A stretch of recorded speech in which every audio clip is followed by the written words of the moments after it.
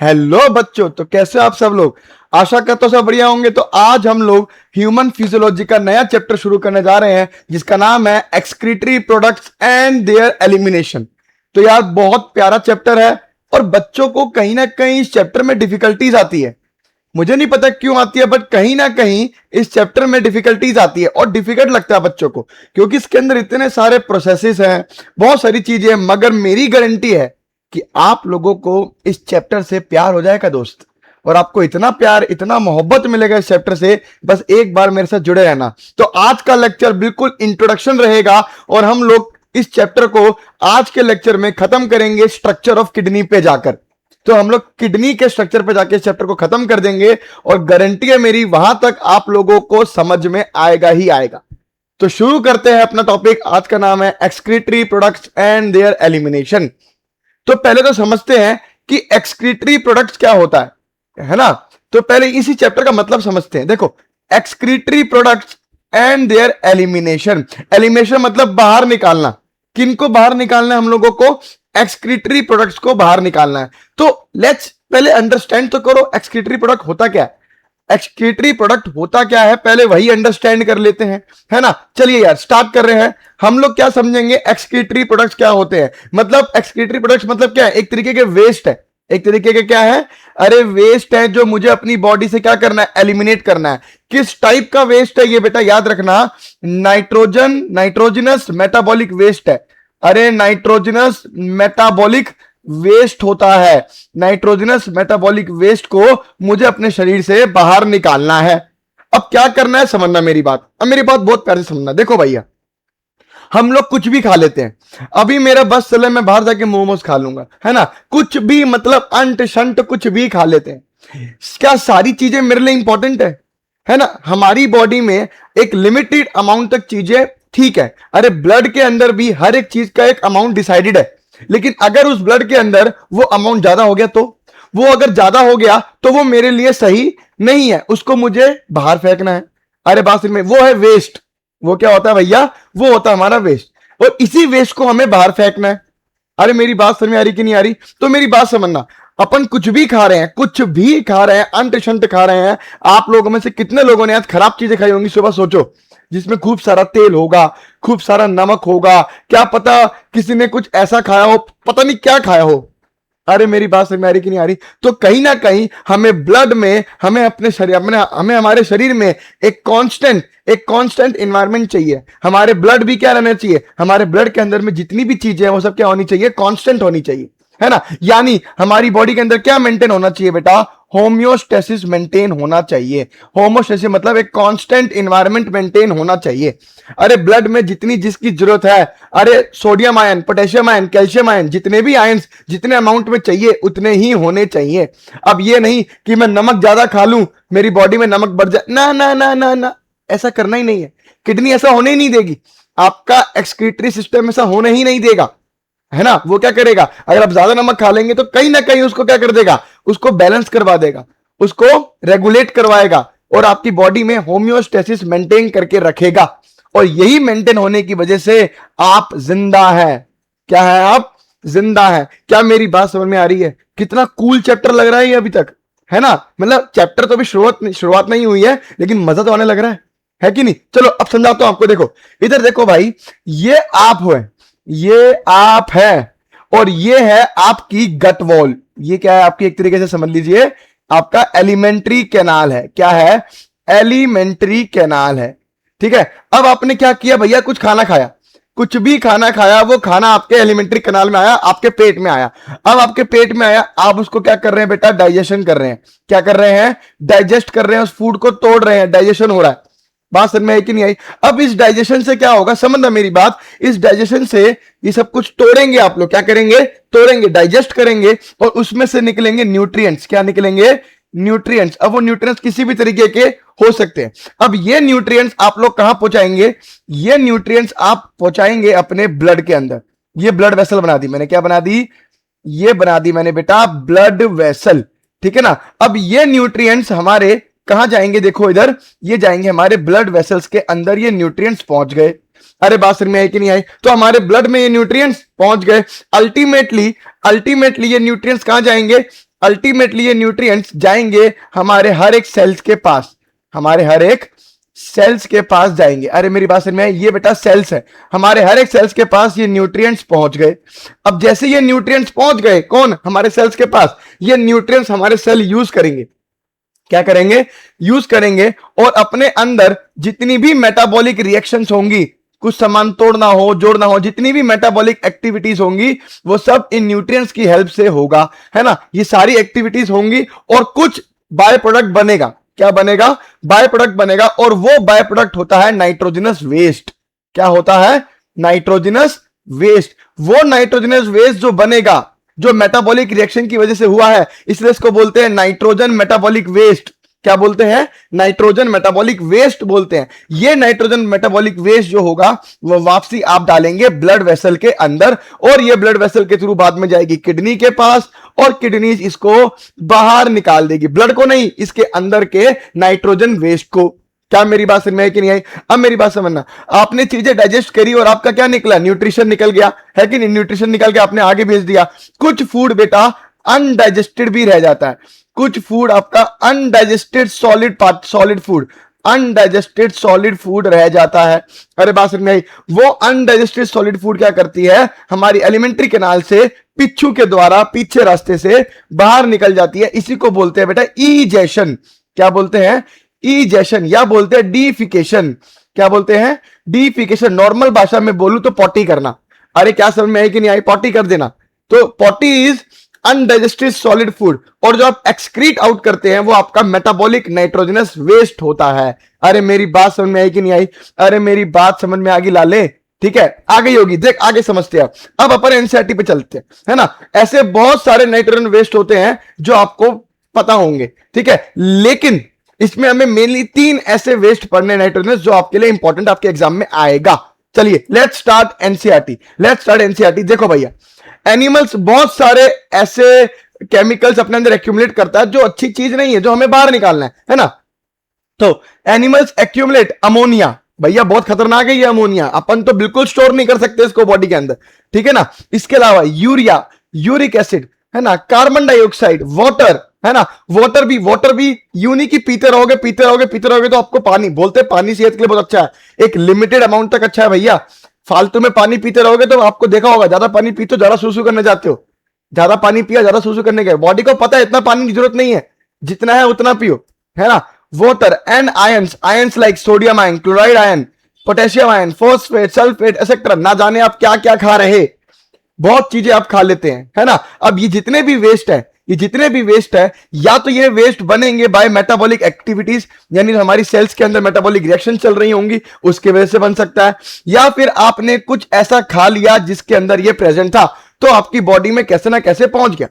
अब इन सब्सटेंस को या तो मेरे को जो बिल्कुल ही खराब चीज है जैसे अमोनिया है ना, उसको तो बिल्कुल ही बाहर निकाल दूंगा, या तो इन सब्सटेंसेस को बिल्कुल ही रिमूव कर दो, या हमारी बॉडी को कुछ अमाउंट में रखना है तो रखो, बाकी रिमूव कर दो। अरे बात समझ में आ रही कि नहीं आ रही? तो these substances have to be remove totally और पार्शली। जैसे अब मेरी बात समझो, sodium ion, chloride ion, potassium ion, ये मुझे कुछ अमाउंट में अपने ब्लड में चाहिए तो मैं उसको कुछ अमाउंट में रखूंगा, सारा बाहर नहीं निकाल दूंगा, है ना। लेकिन अगर एक्स्ट्रा आ रहा है, मैंने एक्स्ट्रा नमक खाया तो सोडियम क्लोराइड एक्स्ट्रा आ गया तो मैं उसको बाहर निकाल दूंगा। क्या मेरी बात समझ में आ रही कि नहीं आ रही? कुछ अमाउंट में मेरे को चाहिए ही चाहिए, ठीक है। जो नहीं चाहिए उसमें से ये अमोनिया बिल्कुल नहीं चाहिए भैया, अमोनिया तो बहुत ज्यादा मतलब राम राम राम है, ठीक है। तो in this chapter you will learn the mechanism of elimination of these substances with special emphasis on common nitrogenous wastage, ठीक है ना। तो आप इस चैप्टर में पढ़ेंगे कि कैसे इन सब्सटेंसेस को आप लोग बाहर निकालते हैं, लेकिन कॉमनली हम लोग जो ध्यान देंगे वो देंगे नाइट्रोजनस वेस्टेज पर। और उसमें आपको 3 चीजें पढ़नी है, ammonia, urea and uric acid are the major form of nitrogen wastage excreted by animals. तो आप लोगों को मेनली 3 चीजों पर ध्यान देना है, ammonia, urea and uric acid, ठीक है ना। अब देखो अमोनिया, बेटा याद रखना, ammonia is the most toxic form, ठीक है ना। मैं आपको टॉक्सिसिटी का लिखवा देता हूं, टॉक्सिसिटी में सबसे ज्यादा है अमोनिया, सबसे ज्यादा टॉक्सिक होता है, देन होता है यूरिया, और लास्ट में आता है बेटा यूरिक एसिड। क्या आता है? Uric acid. ये 3 जो होते हैं, ये तीनों बहुत ज्यादा, मतलब सबसे ज्यादा अमोनिया, फिर यूरिया और फिर यूरिक एसिड, ठीक है। सबसे highest toxic ammonia, then urea, then uric acid. अब समझो, जो सबसे ज्यादा टॉक्सिक होता है उसी को सबसे ज्यादा पानी की रिक्वायरमेंट होती है। जो जितना ज्यादा टॉक्सिक उतना ही ज्यादा उसको पानी की रिक्वायरमेंट होती है। अरे मेरी बात समझ में नहीं आई? तो मैक्सिमम पानी की अमाउंट किसको चाहिए होगी? अमोनिया को, उसके बाद यूरिया को, और लास्ट में यूरिक एसिड को। अरे बात समझ में आई कि नहीं आई? अब देखो आगे पढ़ते हैं। तो ammonia is the most toxic form and require large amount of water for its elimination. मतलब अगर अमोनिया को बाहर निकालना है तो लार्ज अमाउंट ऑफ वाटर आपको यूज करना पड़ेगा।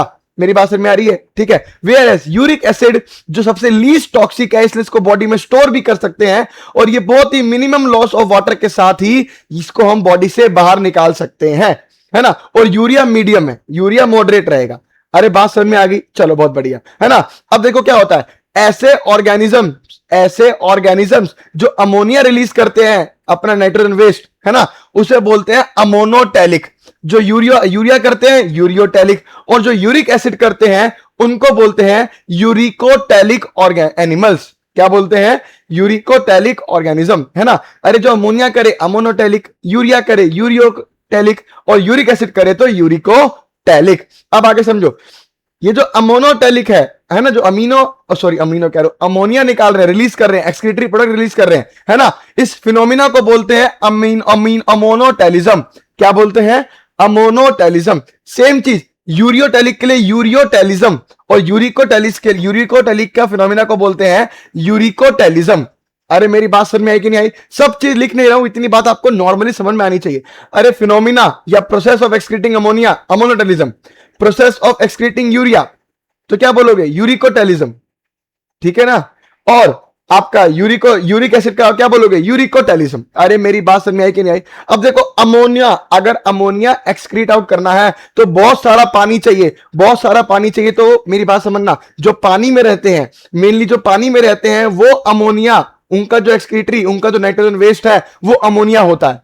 अरे मेनली जो पानी में रहते हैं उन्हीं का नाइट्रोजनस वेस्ट जो होता है या एक्सक्रीटरी प्रोडक्ट जो होता है वो अमोनिया होता है। क्या सारे पानी में रहने वालों का है? नहीं, सारे पानी में रहने वालों का एक्सक्रीटरी प्रोडक्ट अमोनिया नहीं होता, लेकिन मैक्सिमम लोगों का अमोनिया ही रहता है, ठीक है ना। एग्जांपल देखो बेटा, बहुत सारी बोनी फिशेस, याद रखना बेटा, बोनी हड्डियों वाली फिशेस की बात हो रही है ना। इसके अलावा देखो एक्वेटिक एम्फीबियंस मतलब क्या? पानी में रहने वाले।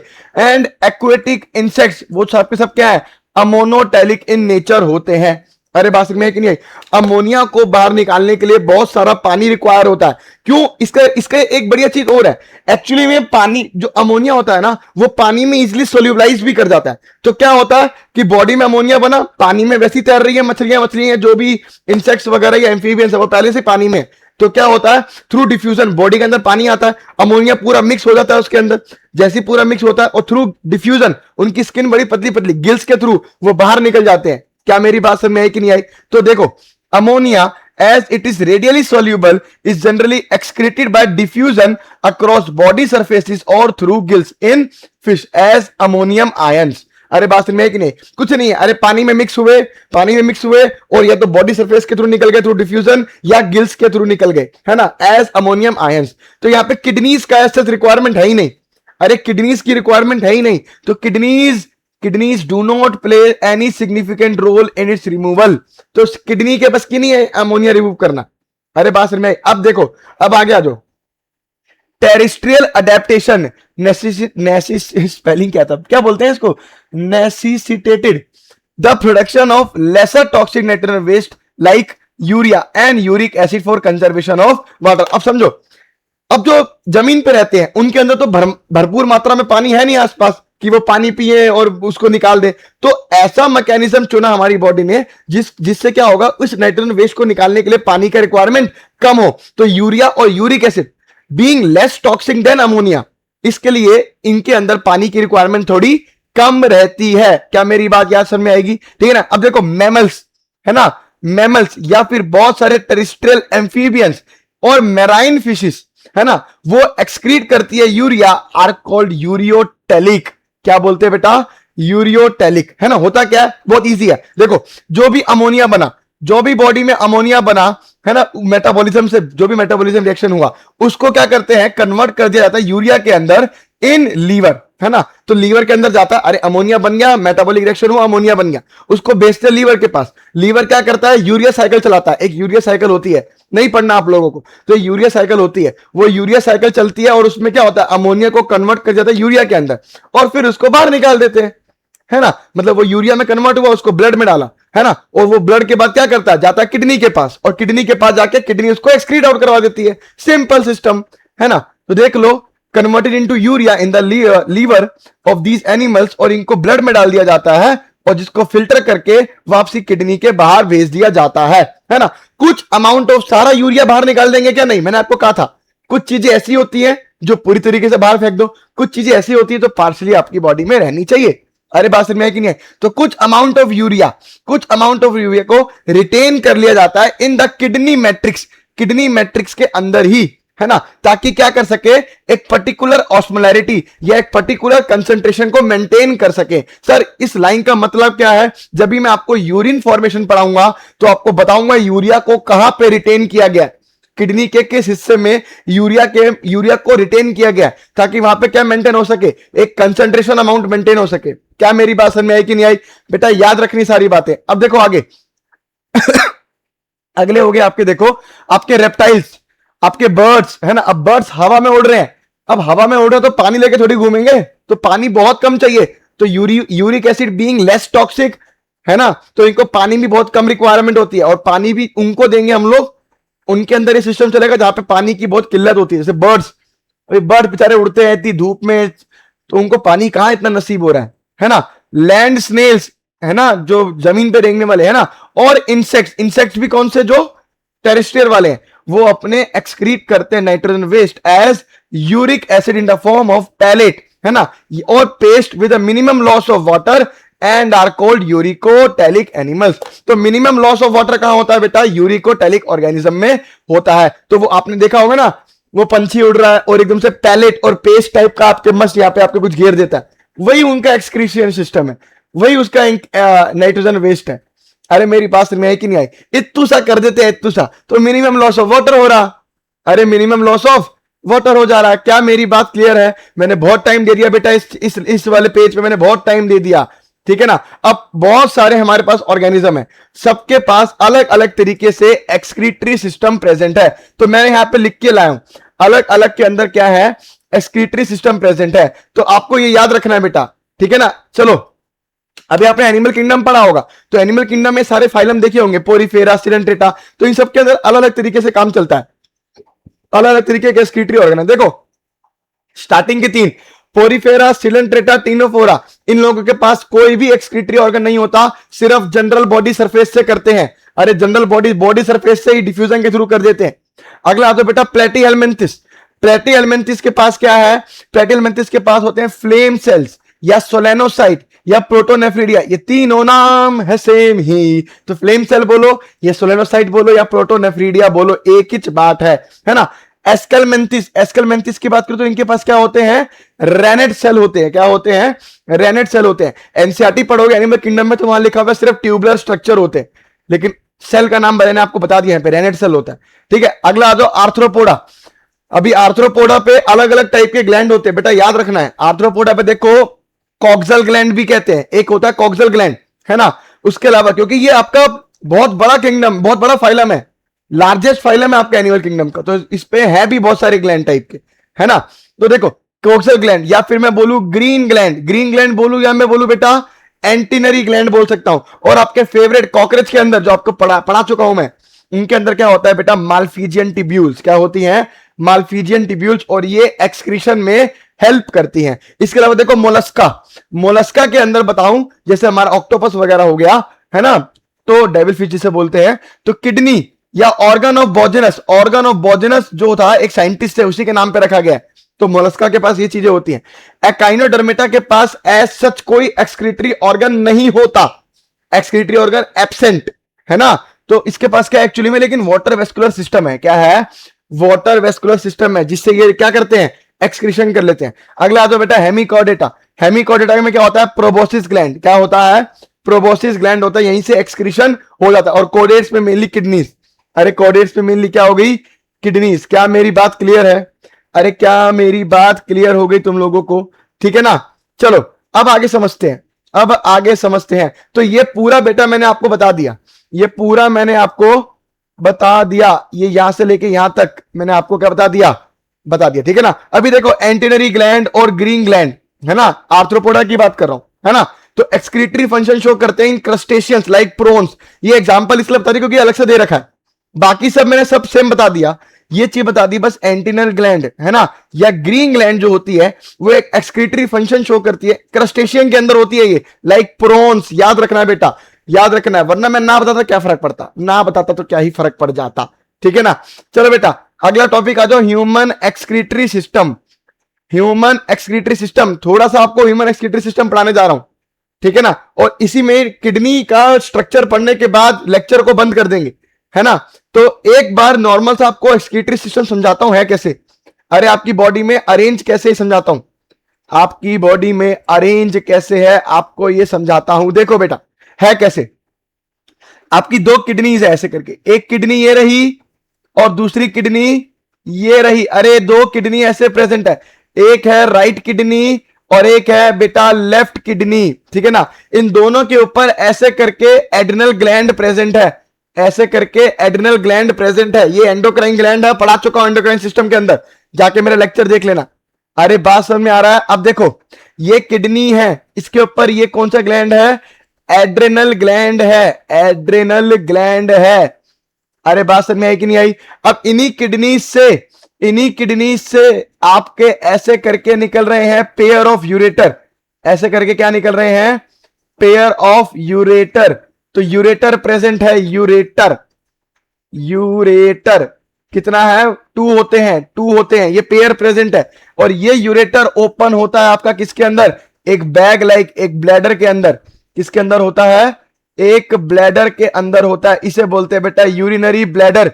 और ये इसकी ओपनिंग इसे बोलते हैं बेटा यूरेथ्रा, यहीं से यूरेथ्रा निकलता है और यहीं से आपकी यूरिन भी बाहर आती है, यूरिन आउट होता है। क्या मेरी बात समझ में आई कि नहीं आई? अभी राइट किडनी लेफ्ट किडनी से थोड़ी नीचे रहती है, ऐसे दोनों सेम पे नहीं, सेम लेवल पे नहीं है, राइट किडनी थोड़ी सी नीचे रहती है as compare to left kidney. Reason क्या है बेटा, रीजन ये है कि राइट किडनी के ऊपर यहां पे क्या आता है, यहां पे आता है आपका लीवर। अरे लीवर आता है राइट किडनी की तरफ, है ना, यहीं पे आपका राइट साइड पे लीवर है, इसकी वजह से राइट किडनी को थोड़ा सा धक्का लगा हुआ है, तो राइट किडनी थोड़ी सी नीचे as compare to left kidney. अरे ये सब आप बचपन से ही पढ़ते आ रहे होंगे, ये सब आप बचपन से ही पढ़ते आ रहे होंगे। देखो बेटा इधर देखो, ये हो गई आपकी क्या, किडनी, ठीक है ना। ये अंदर का स्ट्रक्चर तो अभी पढ़ाऊंगा, अभी तो कुछ पढ़ाया नहीं है भैया, है ना। एक ये होगी किडनी, ये हो गया देखो ऊपर इसके एड्रिनल ग्लैंड, है ना। यहां से देखो ये निकल रहे हैं यूरेटर, निकल रहा है यूरेटर, और ये देखो आपका यूरिनरी ब्लैडर, और ये आपका यूरेथ्रा। अरे सब बता दिया। किडनी आपकी वन पेयर होती है, किडनी आपकी क्या होती है, वन पेयर होती है। सर ये इंफीरियर वेना क्या हुआ, सर ये रीनल आर्टरी, ये सब नहीं पढ़ाया, अभी पढ़ाऊंगा, अभी तो टाइम है इस पर पढ़ाने में। टाइम क्या मतलब, अगला टॉपिक है, ये क्या है, अगला टॉपिक है। अब देखो बेटा इन ह्यूमंस की बात करूं तो एक्सक्रीटरी सिस्टम में एक पेयर ऑफ किडनी है, जी हां दो किडनी है मेरे पास। एक पेयर ऑफ यूरेटर है, जी हां दो यूरेटर है। एक यूरिनरी ब्लैडर है और एक है बेटा यूरेथ्रा, है ना। अभी किडनी देख, किडनी आपकी रेडिश ब्राउन होती है, बीन शेप की होती है, कहां होती है, बीन शेप की होती है। और समझो किडनी हमारे ये पीछे डोर्सल साइड यहां पे, अरे इधर देख, इधर ये पिच्छू की तरफ होती है। तभी जब पथरी होती है ना किडनी में तो दर्द यहां होता है, बहुत तेज दर्द होता है, बहुत तेज दर्द, तो ये पिच्छू की तरफ यहां दर्द होता है। अरे मेरी बात समझ में आ रही कि नहीं आ रही? तो किडनी रेडिश ब्राउन होती है, बीन शेप की होती है, ऐसे बीन मतलब समझ रहे हो, आपने कभी कभी क्या खाए होगा आपने, राजमा की शेप की होती है हमारी किडनी, उसी कलर की होती है किडनी, ठीक है ना। सिचुएटेड बिटवीन द, अभी सिचुएटेड कहां है देखो, इसकी लोकेशन बता रहा हूं, लोकेशन कहां है इसकी, आपको अगर ढूंढनी है तो आपका T12 थोरेसिक, अरे वर्टिब्रा पढ़े ना पिछले लेक्चर में, सारे वर्टिब्रल कॉलम पढ़ाए हैं मैंने आप लोगों को। तो T12, अरे थोरेसिक कितने होते हैं 12, तो T12 से लेके L1 L2 L3, अरे बात समझ में आई? तो लास्ट थोरेसिक से लेके थर्ड वर्टिब्रा तक अगर मैं पीछे से गिनूं तो उतने हिस्से में आपको किडनी मिलेगी, उतने हिस्से में क्या मिलेगी, किडनी मिलेगी। तो देखो लास्ट थोरेसिक यानी T12 से लेके थर्ड लंबर वर्टिब्रा तक मिलेगा, जो कि कहां पे प्रेजेंट है देखो, dorsal inner layer close to the dorsal, dorsal मतलब पिच्छू, पिच्छू इनर लेयर, अरे बाहर थोड़ी अंदर, अंदर तो इनर लेयर, डोर्सल है और इनर लेयर है ऑफ एब्डोमिनल कैविटी, इस एब्डोमिनल कैविटी के जो इनर लेयर है उसके पिच्छू डोर्सल साइड पे है। अरे मेरी बात समझ में, पिच्छू की तरफ है, पिच्छू की तरफ। हर एक किडनी हमारी जो होती है बेटा वो 10 से 12 सेंटीमीटर इन लेंथ, 5 से 7 सेंटीमीटर इन विड्थ और 2 से 3 सेंटीमीटर आपकी थिकनेस में होती है, जिसका एवरेज वेट आपका 120 से 170 ग्राम होता है। याद रहेगा, याद रहना भी चाहिए, है ना। अब देखो, अब किडनी का स्ट्रक्चर पढ़ाने जा रहा हूं, क्योंकि अगला यहां से ना अभी किडनी का स्ट्रक्चर शुरू हो गया, तो किडनी का जो स्ट्रक्चर शुरू हो गया तो वो पढ़ाने के लिए मुझे आपको समझाना पड़ेगा। क्या करना पड़ेगा, एक डायग्राम बनाना पड़ेगा, ठीक है ना। Let's do D diagram. अब किडनी के स्ट्रक्चर का डायग्राम बनाने जा रहा हूं बेटा, ध्यान दे, फुल ऑन ध्यान देना है, बहुत अच्छे से समझाऊंगा। देख, एक ही किडनी बताऊंगा, समझ जाना। देखो देखो देखो, क्या वो पेड़ है चादर ओढ़े या खड़ा कोई, इधर देखो, ये बेटा मैंने एक तरीके की बीन शेप की एक किडनी बना दी, बीन शेप की क्या बना दी, एक किडनी बना दी। अब यहां पे आपको ना एक नोच दिखता है, क्या दिखता है, एक नोच दिखता है, नोच, है ना। ये नोच जो होता है, इस नोच को बेटा बोलते हैं हाइलम। क्या बोलते हैं, हाइलम। इसी नोच के थ्रू क्या होता है समझना, इसी नोच के थ्रू देखो, इसी नोच के थ्रू आपकी जो यूरेटर है वो आउट आती है, यूरेटर बाहर आना। अरे यूरेटर, यूरेटर जो आउट आती है वो इसी हाइलम के थ्रू आती है, यूरेटर के, इसी हाइलम के थ्रू आपकी यूरेटर बाहर आती है। इसके अलावा जितनी भी आपकी ब्लड वेसल्स वगैरह है, ब्लड वेसल्स वगैरह, जैसे मान लो ये देखो, ये होगी देखो रीनल आर्टरी, ये क्या हो गई, रीनल आर्टरी, ये वो आर्टरी है बेटा। Renal word is use for, अरे renal word is use for kidneys, है ना। तो आर्टरी, ये वो वाली जो आर्टरी है जो अच्छा ब्लड लेके आती है, ये जो ब्लड लेके आएंगी, है कि नहीं। और इसके बाहर, इससे तो बाहर ब्लड जाएगा, इससे जो बाहर ब्लड जाएगा वापसी, जो हार्ट की तरफ जाएगा, है ना, जिसे वेन बोल रहे हैं, क्या बोल रहे हैं, रीनल वेन। अरे रीनल वेन जिसे बोल रहा हूं, तो वो भी इसी हाइलम के थ्रू आएगा। अरे हाइलम के थ्रू ही यूरेटर बाहर आता है। अरे ब्लड वेसल्स अंदर आती है और ब्लड वेसल्स बाहर भी जाती है।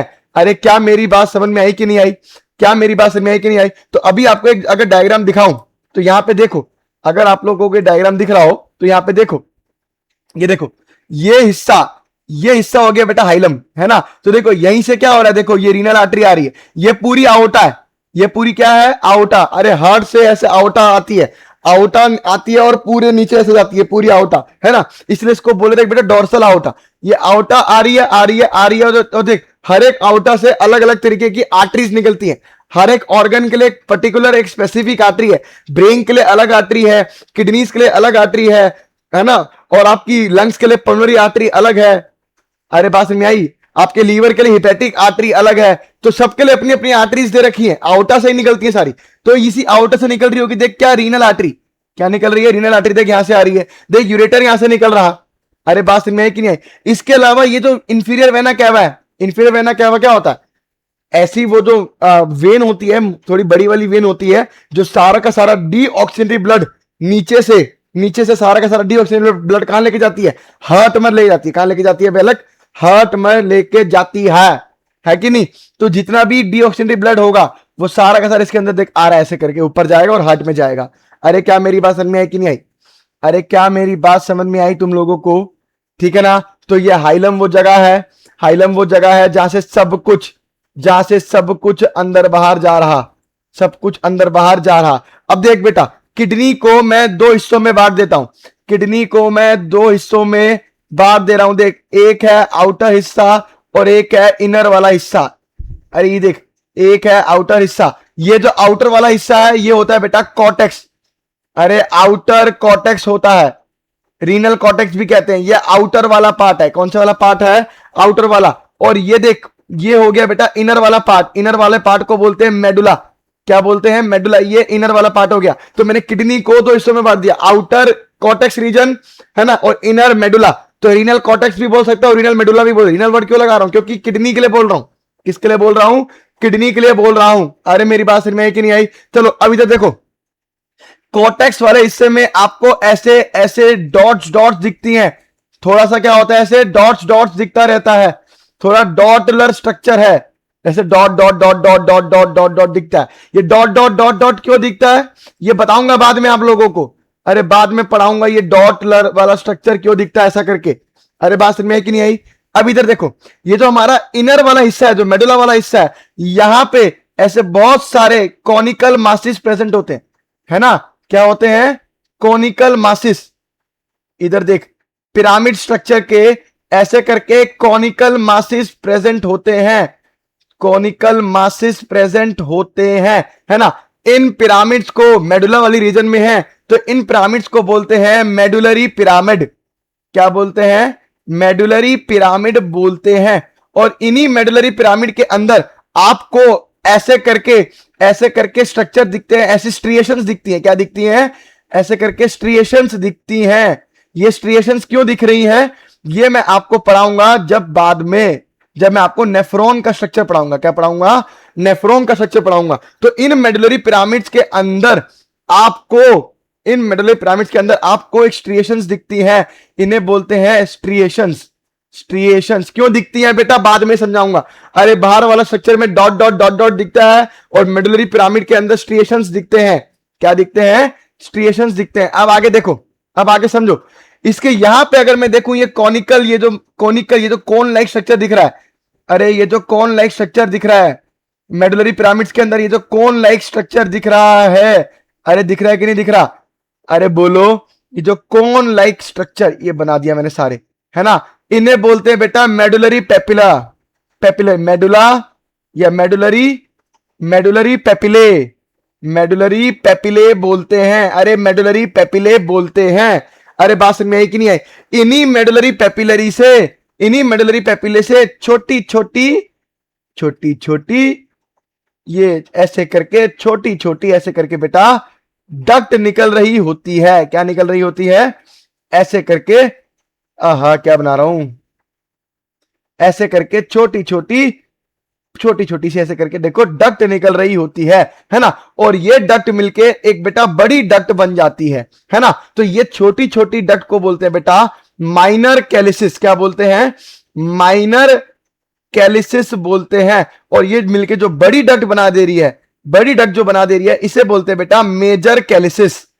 क्या बोलते हैं, मेजर कैलिसिस, ठीक है ना, मेजर कैलिसिस बोलते हैं। अब ये मेजर कैलिसिस के बाद क्या होता है, ये मेजर कैलिसिस एक आपके एकदम ब्रॉड हिस्से में जाके खुलती है। ये जो ब्रॉड हिस्सा है, अरे ये वाला बेटा, जो ये जो ब्रॉड हिस्सा है, इसे बोलते हैं बेटा रीनल पेल्विस।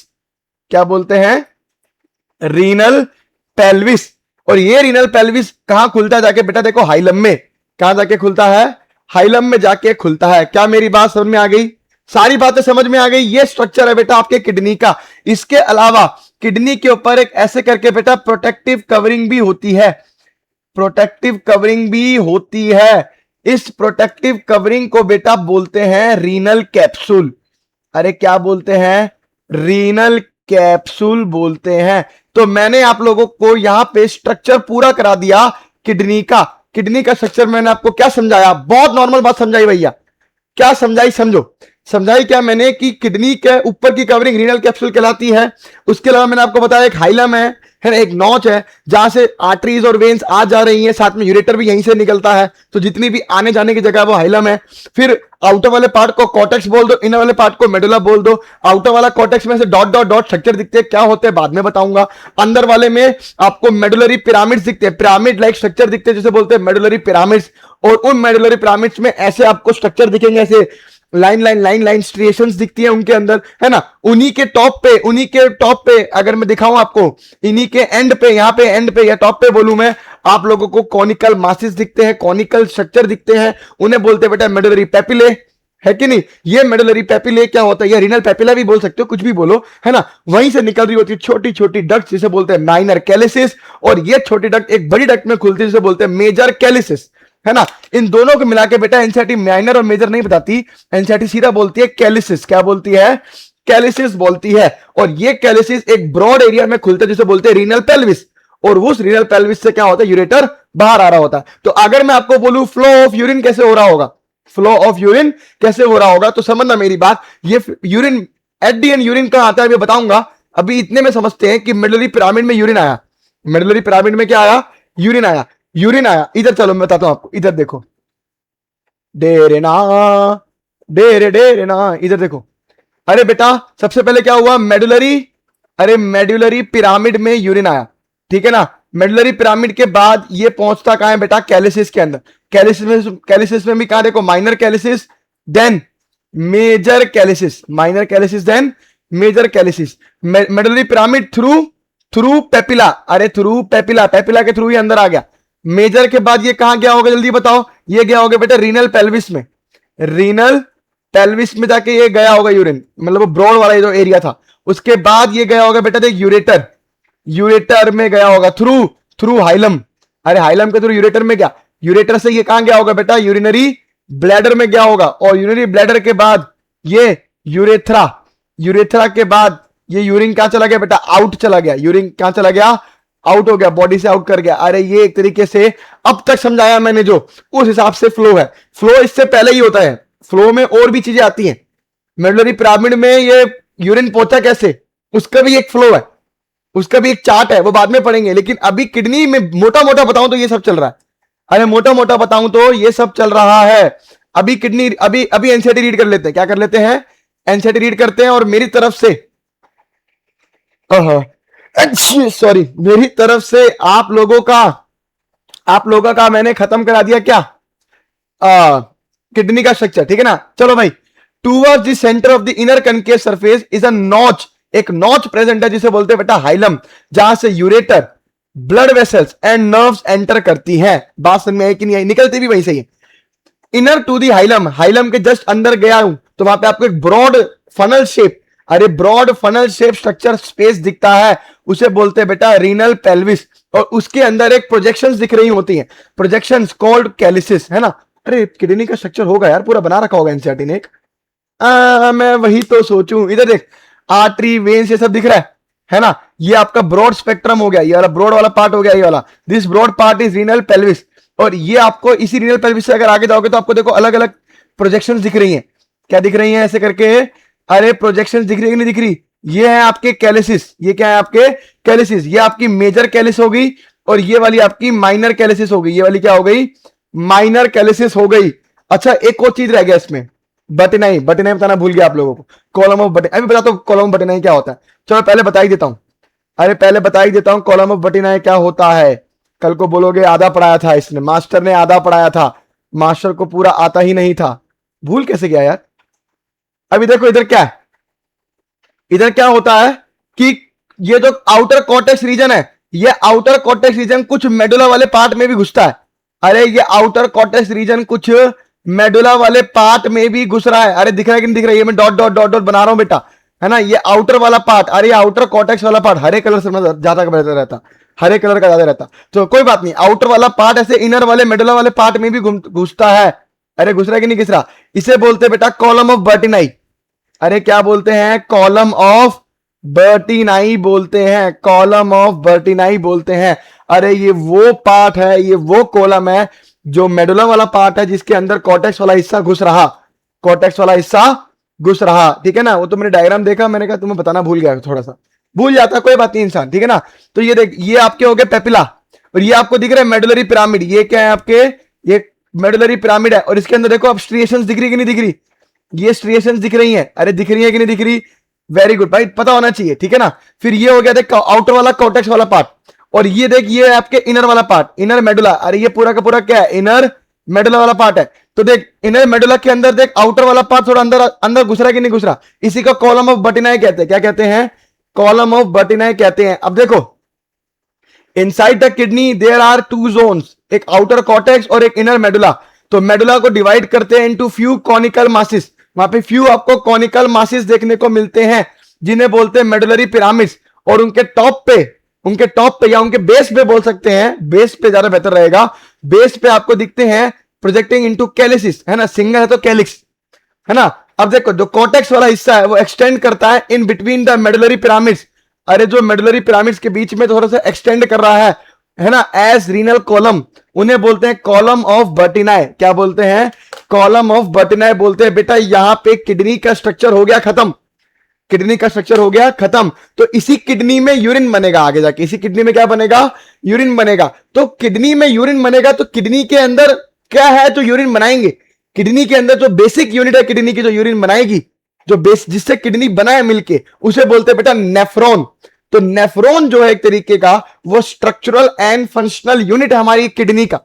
एक किडनी में बेटा अप्रोक्सीमेटली 1 मिलियन नेफ्रॉन्स है, एक किडनी में 1 मिलियन नेफ्रॉन्स है। तो अगले लेक्चर में हम लोग जानेंगे कि नेफ्रॉन क्या होते हैं, नेफ्रॉन का स्ट्रक्चर क्या होता है, ब्लड सप्लाई क्या होता है नेफ्रॉन का, है ना, नेफ्रॉन का ब्लड सप्लाई क्या होता है, ये सब जानेंगे हम लोग अपने अगले लेक्चर में। अगर आपको ये लेक्चर पसंद आया हो तो लाइक करना, शेयर करना और सब्सक्राइब करना। तब तक के लिए ओके, बाय बाय।